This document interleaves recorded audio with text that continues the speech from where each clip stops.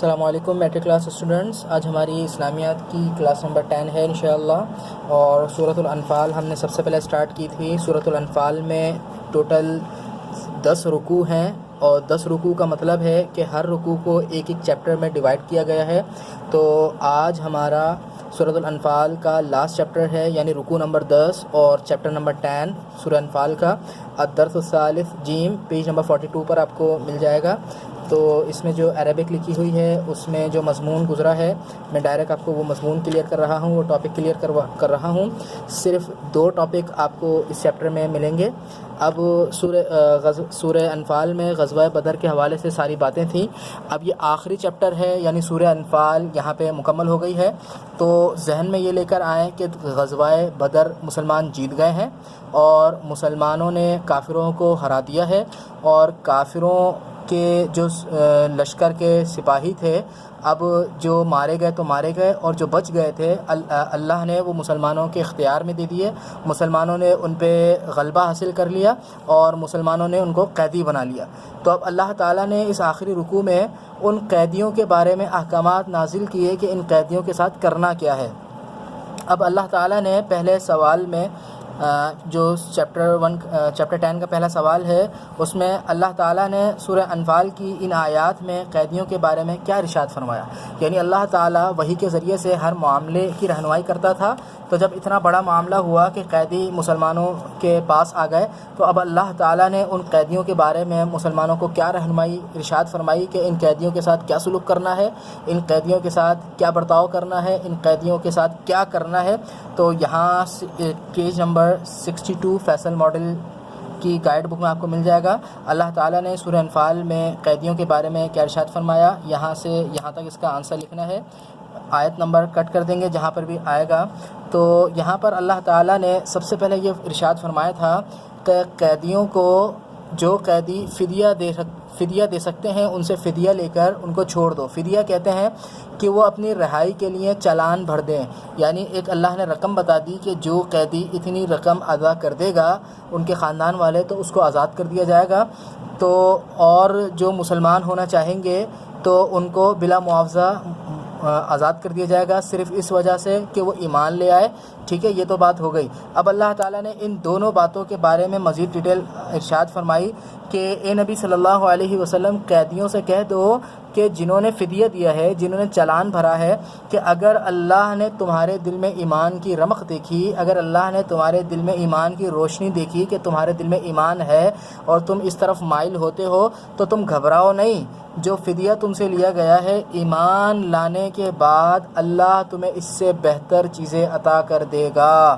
ٹھیک ہے، یہ تو بات ہو گئی ان لوگوں کے لیے، ان قیدیوں کے لیے جنہوں نے فدیہ دیا تھا، اور سیکنڈ بات ان لوگوں کے لیے، ان قیدیوں کے لیے جو مسلمان ہو گئے تھے اور بغیر فدیے کے چھوٹ گئے تھے۔ تو اللہ نے فرمایا کہ ان کو تنبیہ کر دو، وارن کر دو، وارننگ دے دو کہ اے لوگوں، اے قیدیوں، تم اگر صرف اپنی جان چھڑانے کے لیے ایمان کا جھوٹا دعویٰ کیا ہے کہ ہم ایمان لے آئے، حالانکہ تم دل سے ایمان نہیں لائے، تو جان رکھو یہ دھوکہ دینا تمہارے ہی اوپر ایک عذاب بن جائے گا، اور اللہ ہر چیز کو جانتا ہے۔ اللہ تمہیں بہت جلد رسوا کر دے گا اگر تم جھوٹا دعویٰ کر رہے ہو صرف قید سے بچنے کے لیے۔ تو اللہ تعالیٰ نے یہاں پر اس صورت میں قیدیوں کے بارے میں جو احکامات نازل کیے تھے، یہاں پہ آپ کو مزید ڈیٹیل میں سارے احکامات مل جائیں گے۔ ٹھیک ہے، پیج نمبر 42 پر۔ اور اس چیپٹر کا جو لاسٹ ٹاپک ہے وہ یہ کہ ان آیات میں اللہ تعالیٰ نے ہجرت اور نصرت کے بارے میں کیا بات ارشاد فرمائی۔ ہجرت اور نصرت، آپ نے 2 لفظ سنے ہوں گے، مہاجر اور انصار، یہ انہی سے نکلا ہے۔ ہجرت مہاجر یعنی جو مکہ چھوڑ کر صحابہ آئے تھے، اور انصار یعنی نصرت یعنی وہ صحابہ جو مدینہ میں تھے، جنہوں نے مکہ سے آنے والے اصحاب کی مدد کی تھی۔ تو ہجرت اور نصرت کے بارے میں کیا ارشاد فرمایا، یعنی اللہ نے مہاجرین اور انصار کے بارے میں کیا ارشاد فرمایا۔ تو اس کا جواب آپ کو پیج نمبر 63 پر مل جائے گا کہ سورہ انفال میں اللہ تعالیٰ نے ہجرت اور نصرت کے بارے میں کیا باتیں ارشاد فرمائی۔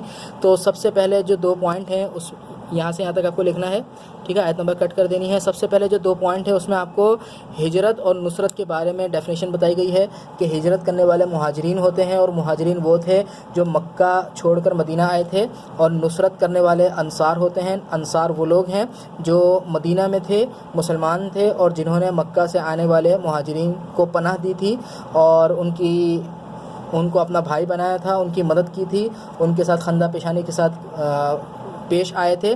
تو مہاجرین اور انصار کی ڈیفینیشن مل جائے گی۔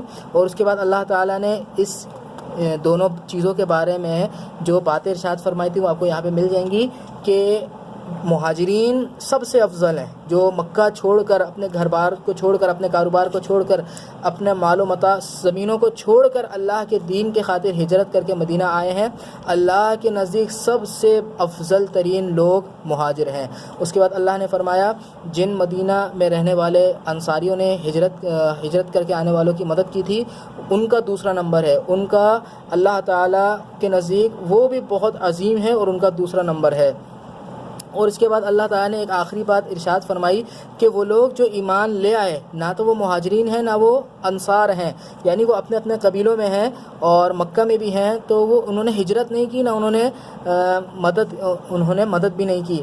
تو ان کو چاہیے کہ پہلی فرصت میں ہجرت کریں، الا یہ کہ ان کی کوئی مجبوری ہو۔ اور پھر اللہ نے فرمایا کہ اے نبی صلی اللہ علیہ وسلم، اگر ان کی کوئی مجبوری ہو تو پھر آپ ان کی مدد کریں، یعنی کوئی مکہ میں ہے اور وہ ہجرت کرنا چاہتا ہے لیکن کسی کافر نے ان کو پکڑ لیا، ان کے گھر والوں نے پکڑ کے قید کر دیا، تو پھر اللہ کہہ رہا ہے اے نبی صلی اللہ علیہ وسلم اس صورت میں ان مسلمانوں کی مدد کیجیے، ٹھیک ہے۔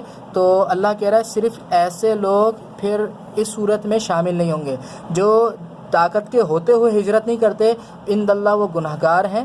جب اللہ کی نبی صلی اللہ علیہ وسلم نے ہجرت کر لی تو سب پر لازم ہے کہ وہ ہجرت کریں، اور اگر مدینہ میں ہیں تو کم از کم ان کی مدد کریں، اور جو یہ نہیں کرے گا وہ عند اللہ کے نزدیک گناہگار ہے۔ اور پھر اللہ نے آخری میں یہ خوشخبری دی کہ اللہ تعالیٰ نے مہاجرین اور انصار کو سچے مسلمان قرار دے دیا، چاہے انصار ہو چاہے مہاجرین ہو، سب کے سب سچے مسلمان ہیں، ان سب کے لیے مغفرت اور عزت کی روزی کی بشارت ہے، یعنی اللہ سب کو معاف کر دے گا اور سب کو عزت والی روزی عطا کرے گا۔ اور اس کے بعد آپ کو آخری آیت مل جائے گی پیج نمبر 46 پر، ٹھیک ہے، والذین آمنوا وہاجروا وجاہدوا، یہ پوری آیت آپ کو مل جائے گی لاسٹ میں پیج نمبر 63 پر۔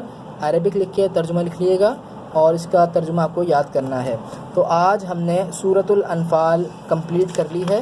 اس کے بعد دوسری صورت ہے سورۃ الاحزاب، وہ انشاءاللہ ہم آگے پڑھیں گے، لیکن سورۃ الانفال ہم نے کمپلیٹ تو کر لی ہے، لیکن ہم نے سورۃ الانفال کے صرف 2 قسم کے کوشچنس پڑھے ہیں، ایک تو سوال اور ان کا جواب، اور دوسرے کون سے عربک لکھی ہوئی آتی ہے اور ان کا ترجمہ کرنا۔